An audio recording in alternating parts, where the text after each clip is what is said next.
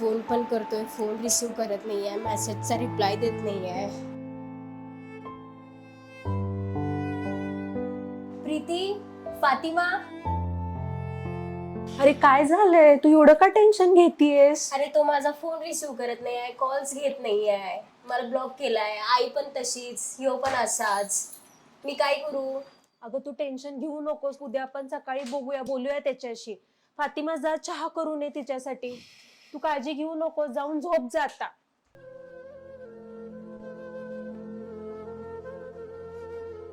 ह्याचा एक पण कॉल नाही, मेसेज नाही.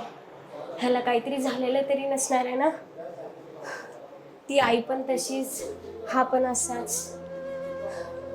मला त्रास व्हायलाय, कसं तरी व्हायला लागलंय, मला बेचैन झाल्यासारखं व्हायला लागलंय. श्वास घ्यायला प्रॉब्लेम व्हायला लागलाय मला, घाम यायला लागलाय मला, त्रास व्हायला लागलाय मला. काय करू मी?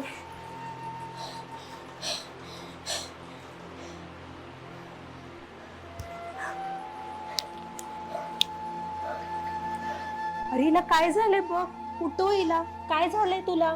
फातिमा जा पाणी लेके आ. काय होतंय तुला? त्रास व्हायलाय मला. चल आपण डॉक्टर कडे जाऊया. चल फातिमा, पाणी ला जल्दी. असं व्हायला मी मरते की काय आता? पण होतंय काय तुला? एवढं घाम का सुटलं? एवढं एसी सुरू आहे तर घाम कसं काय आले? हात थरथरतात तुझे. चल चल डॉक्टर कडे जाऊया. चल. नमस्ते सर. नमस्ते. या बसा. सर ही माझी मुलगी पूजा. हिला काही दिवसापासून त्रास व्हायला लागलाय भरपूर. काय त्रास होतोय सांग सरांना तू. काय होतंय? धडधडल्यासारखं वाटतंय, भीती वाटते, घाम येतोय. काही तपासण्या वगैरे केले? रिपोर्ट्स केलेले आहेत सर. आणखी काय त्रास होतो सांगा. माझा हात शरीरापासून नसल्यासारखा वाटतोय, अंगात रक्त नसल्यासारखं होतंय. अच्छा. आणि आणि काय होतं? भूक लागत नाही. हा, भूक लागत नाही, एकदम टेन्शन येते. तुम्हाला असं वाटतं का मला काहीतरी होणार आहे किंवा मला काहीतरी होईल हो असं सर. वाटतं? हो सर. जसे की रिपोर्ट्स बघतोय मी, रिपोर्ट्स तर अगदी नॉर्मल आहेत आणि तुम्हाला त्रास तर होतोय. यावरून एवढं तरी लक्षात येते की तुम्हाला कुठला शारीरिक आजार नाहीये. तर हे थोडं पॅनिक डिसऑर्डर, अँझायटी सारखं लक्षणं दिसत आहेत. तर ह्यासाठी तुम्हाला एखाद्या मानसोपचार तज्ञ म्हणजे सायकॅट्रिस्ट डॉक्टरांची मदत घ्यावी असं वाटतंय. कारण रिपोर्ट्स मी बघितले, रिपोर्ट्स तर अब्सोल्युटली नॉर्मल आहेत. म्हणजे तुम्हाला शारीरिक असं काहीच नाहीये, तरी सुद्धा तुम्हाला जो त्रास होतो, श्वास घ्यायला त्रास होतो, छाती धडधडते, भीती वाटतंय किंवा मला काहीतरी होईल किंवा एकदमच गुदमरल्यासारखं वाटतंय, ह्यासाठी एकदा तुम्ही सायकॅट्रिस्ट यांची कोण मदत घेतली तरी खूप चांगलं होईल असं दिसतंय. त्यामुळं फिजिशियनचं तरी काय रोल वाटत नाही याच्यामध्ये, पण better way to consult a psychiatrist. ठीक आहे.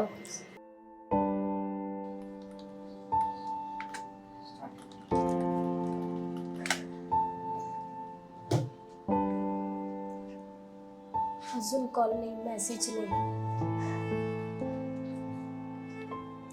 या मैत्रिणी पण तशाच, फातिमा पण तशीच, प्रीती पण तशीच.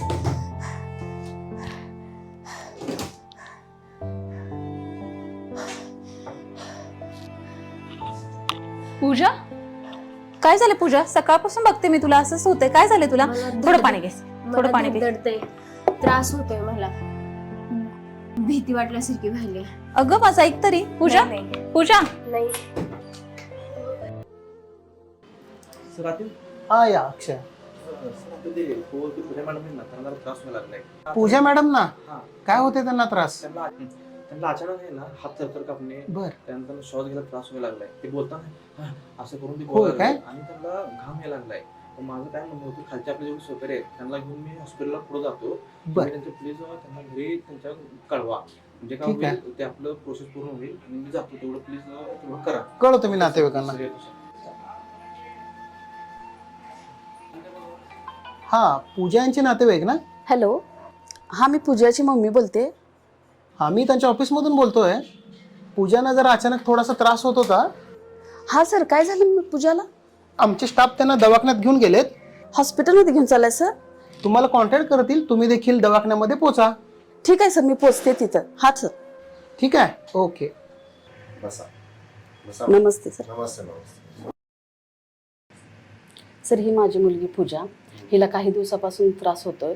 छातीत धडधडणे, घाबरल्यासारखे होणे, हातपाय थरथर कापणे, माझ्या जीवाला काही धोका होईल का, मी मरीन का, असं तिला सतत वाटत राहते सर. कधीपासून होतं हे असं? हे तिला 4 महिन्यापासून होत आहे सर, पण ह्या आठवड्यात तिला 2-3 वेळा झालेला आहे सर. पूजा मॅडम काय होते तुम्हाला नक्की त्रास? धडधडल्यासारखं वाटतंय, घाम येतोय, घाम येतो हा श्वास घ्यायला प्रॉब्लेम होतो. श्वासात त्यानंतर माझा हात म्हणजे माझ्या शरीरापासून लांब गेल्यासारखं वाटतंय, अंगात रक्त नसल्यासारखं वाटतंय. हे सगळं व्हायला लागलंय सर माझ्यासोबत. बरं, आता कधी कधी असं घाबरल्यासारखं मी मरेन काय, गुदमरल्यासारखं असं वाटतं का? हो सर, होतंय तसं. चक्कर आल्यासारखं वाटतं, मी पडेन का, असं पण होतं कधी कधी? होतं सर. हा.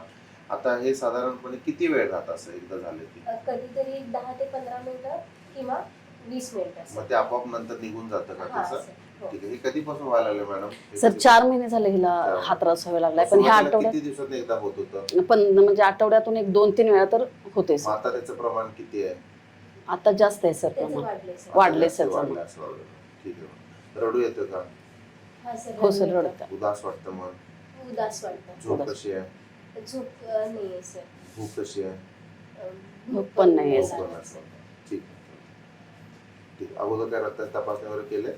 हो सर, रक्ताची टेस्ट वगैरे सगळं केलं, सगळं नॉर्मल आहे सर. अगोदर तुम्हाला डॉक्टरने दाखवलं होतं? हो. मानसिक डॉक्टरना? हो मानसिक डॉक्टरांना आहे सर, तुम्हालाच दाखवा. ठीक आहे, चालेल. अजून काय सांगायचं तुम्हाला? नाही सर. तर चालेल. आता तुम्ही जी माहिती दिली ना त्या आधारे जर आपण बघितलं तर याला पॅनिक डिसऑर्डर म्हणजे अँझायटी डिसऑर्डरचे प्रकार असतात. पॅनिक डिसऑर्डर म्हणजे आपण असं म्हणू शकतो की जसं एक पॅनिक अटॅक, जसं ना एकदम भीती वाटते, धडधडतं, घाबरल्यासारखं होतं आणि त्याच्यानंतर आपोआपच ते 10-15 मिनिटांनी निघून जातं, याला पॅनिक अटॅक म्हणतात. आणि वारंवार व्हायला लागले तुम्हाला 3-4 महिन्यापासून, त्यामुळे याला पॅनिक डिसऑर्डरचा आजार म्हणतो. युजली कशामुळे होतं तर आपल्या डोक्यात जे रसायन असतात, युजली सिरोटोनिन नावाचं जे केमिकल आहे ते कमी झाल्यामुळेच होतं. आता हा जो मेंदूचा भाग आहे ना, युजली याच्यामध्ये सिरोटोनिन नावाचं एक रसायन आहे ते कमी झाल्यामुळे असं होत असतं. मग आता यामध्ये कसं होतं की आपोआप निघून जातं, पण आजकाल ते प्रमाण वाढायला लागलं आणि भीती पण वाटते, होईल का पुन्हा म्हणून. तर याला ट्रीटमेंट असते, औषधाची ट्रीटमेंट, जेणेकरून आपण औषधानं हे सिरोटोनिनची लेवल नॉर्मल करू शकतो. काही जणांना ॲडमिट करत असतो आपण, पण तुम्हाला सध्या गरज वाटत नाही, औषधोपचारानं होऊ शकतं. RTMS नावाची एक नवीन ट्रीटमेंट आहे, जिथं आपण एक मॅग्नेटिक बँड असतो डोक्यावर लावून आपण ती ट्रीटमेंट करत असतो, जेणेकरून रसायनाची लेवल नॉर्मल होईल. आणि काउन्सिलिंग सेशन म्हणा याने आपल्याला नक्कीच फरक पडू शकतो. ट्रीटमेंट साधारण 2 ते 3 महिने आपल्याला घ्यावं लागेल. आणि ह्याला कारण असू दे किंवा नसू दे, ट्रीटमेंट हीच राहते. त्यामुळे लवकरात लवकर आपण ट्रीटमेंट घेऊन याच्यातून बाहेर पडू शकतो. ठीक आहे सर. ठीक आहे. अजून काय शंका? नाही सर. चालेल. मग औषध व्यवस्थित घ्या, मी लिहून देतो औषधं. किती दिवसांनी येतात तुम्ही आता परत? तुम्ही सांगाल तसं येतो सर.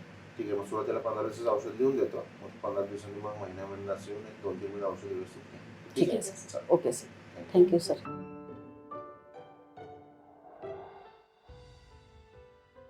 हे घे तुझ्यासाठी खाऊ. थँक्यू. काय म्हटले? अरे माझं आवडतंय की. अब तू कैसी है? मी एकदम छान. तू? अच्छा, लेकिन अभी तेरे चेहरे पे भी ग्लो दिख रहा है, बहुत अच्छा लग रहा है. काय झालं होतं अनुजा? त्या दिवशी तिथून फोन आला तुझा आणि आमचा कॉन्टॅक्टच नाहीये. त्यानंतर ना मला हॉस्पिटलमध्ये घेऊन गेलं. ते निर्मल हॉस्पिटल माहिती आहे का तुम्हाला? अरे किधर आता है रे निर्मल हॉस्पिटल? निर्मल हॉस्पिटल मिरजमध्ये, पुजारी चौकमध्ये. ते डॉक्टर चंद्रशेखर रेंगे सर आहेत, त्यांच्याकडे दाखवलं. तिथं RTMS सेशन्स घेतले, काउन्सिलिंग झालं, मेडिसिन्स झाले. आता मी निवांत एक नंबर आहे. आणि ते तुझं बॉयफ्रेंडचा विषय तो आता नाही बोलला तरी चालेल, म्हणजे ती सिच्युएशन हाय अशी आहे, पण मी स्ट्रॉंग झाली आहे आता. त्यामुळं एवढं काय नाही. I am okay. आता तुला श्वास घ्यायला त्रास होत नाही ना? काहीच नाही. मी सगळी एकदम फाईन आहे. अब कब से ज्वाइन होने वाली तू जॉब? मी 1-2-3 दिवसात जॉईन होईल. तुम्ही कसे? आम्ही पण बरे. मी वाट बघतोय तुझी. ये लवकर. नक्की लगेचच 2 दिवसात जॉईन होतो. आई कुठे आहेत? काकू कुठे गेलेत? जस्टच बाहेर गेली आहे, येईल थोड्या वेळात ती. ठीक आहे. तुम्ही बसा दोघी, मी चहा करून आणते. ठीक है. अरे कितनी अच्छी हुई है, उसकी ग्लो है, कॉन्फिडेंट है, जॉब भी ज्वाइन करूंगी अभी बोल अच्छा रहा लग है. रहा है उसको देख के ना. मेरे को तो बहुत खुशी मुझे हुई भी कि बहुत खुशी हो रही है. चलो. नमस्कार, माझं नाव इम्रान मुलानी. मी निर्मल हॉस्पिटल मिरजमध्ये ॲज अ काउन्सिलर म्हणून जॉब करतो आहे. प्रत्येक वर्षी 18 जून हा इंटरनॅशनल पॅनिक डे म्हणून साजरा केला जातो. पॅनिक डे असेल, ह्याचा करण्याचा उद्देश असा की पेशंटला नातेवाईकांना पॅनिक आजाराबद्दल, पॅनिक डिसऑर्डर असेल, पॅनिक अटॅक असतील, याच्याबद्दल भरपूर लोकांना कमी माहिती आहे. म्हणजे आजार का होतो, कशामुळे, उपचार काय आहेत, आजार बरा होतो की नाही, ही मानसिक स्थिती कशी असते, याच्याबद्दल लोकांना जनजागृती फार कमी आहे. त्यामुळं हा दिवस साजरा केला जातो. ही स्थिती पॅनिक डिसऑर्डर किंवा पॅनिक अटॅक ही स्थिती कधीही कोणालाही कोठे येऊ शकते.